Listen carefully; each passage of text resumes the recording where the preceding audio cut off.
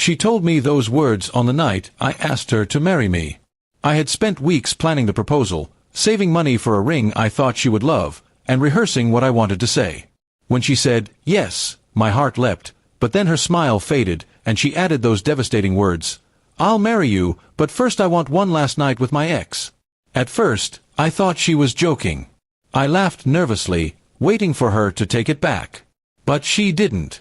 She looked at me with serious eyes, as if what she had just asked was normal, as if she could really expect me to accept such a condition.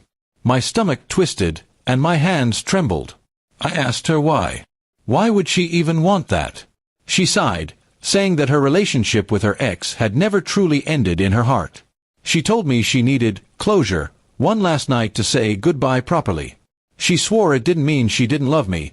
She claimed it was just something she had to do to move on. Her words broke me. I loved her deeply, more than anyone I had ever known. But the thought of her with another man, even for one night, made me sick. Still, I hesitated. I didn't want to lose her. My mind raced with fear that if I refused, she might leave me entirely and go back to him for good. That night, I couldn't sleep. I lay awake replaying her words again and again. I imagined her in someone else's arms, and the pain was unbearable.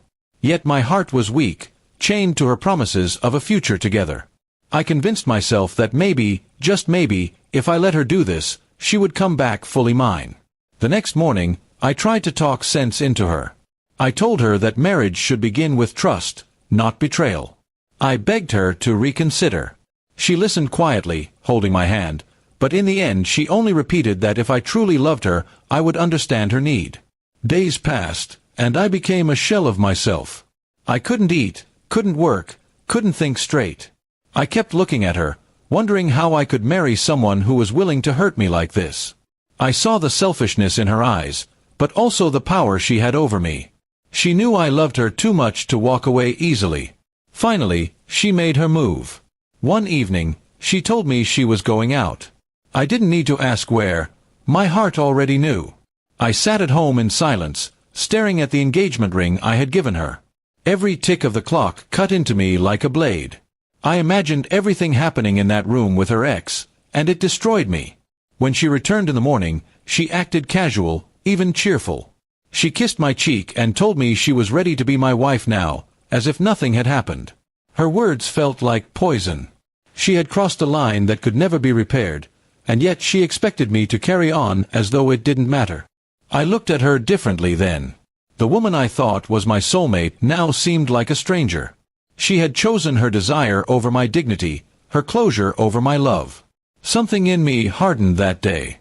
I realized that marrying her would mean a lifetime of pain, mistrust, and humiliation. So I did what I should have done the moment she asked for that night.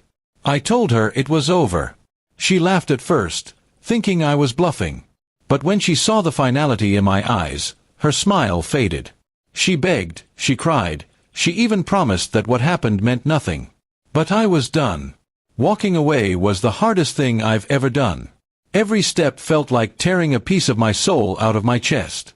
But deep down, I knew I deserved more than someone who would treat me like an option.